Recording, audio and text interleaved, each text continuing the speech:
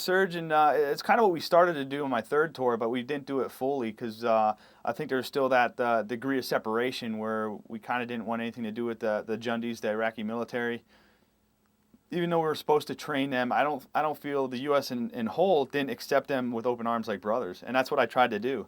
My first Iraqi platoon that I brought in with me, it was kind of overwhelming because they kind of mimicked the senior Iraqi, which doesn't help you out that good for the mission, because they kind of go off on their own program and do their own thing.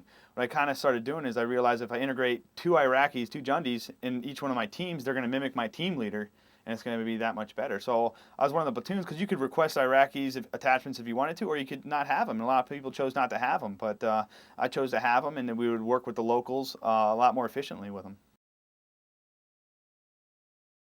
It's the same thing. They know something simple. You walk into an Iraqi house, they know where they hide the weapons. They always have a stack of blankets in like their living room, their family room, and they usually put like an AK-47, like 4 stack up. Well, for us, we're like searching all over the place. You bring in an Iraqi Jundi, he reaches his hand right in, pulls out the AK, we unload it.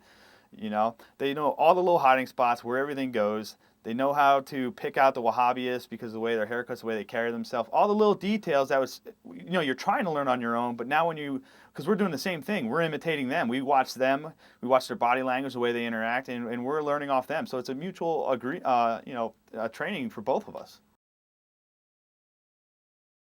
I think it's working to a point.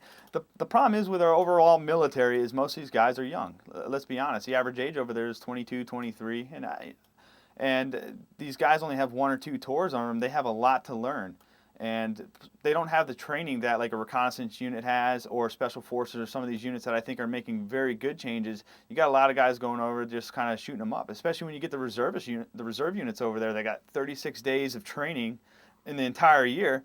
They're like messing up a lot of stuff over there. I mean, you can see they're the reserve units are the ones hitting the news with all the atrocities, and it's not even their fault. They think they're doing the best job to what they're trained for, but they're not trained to be over there.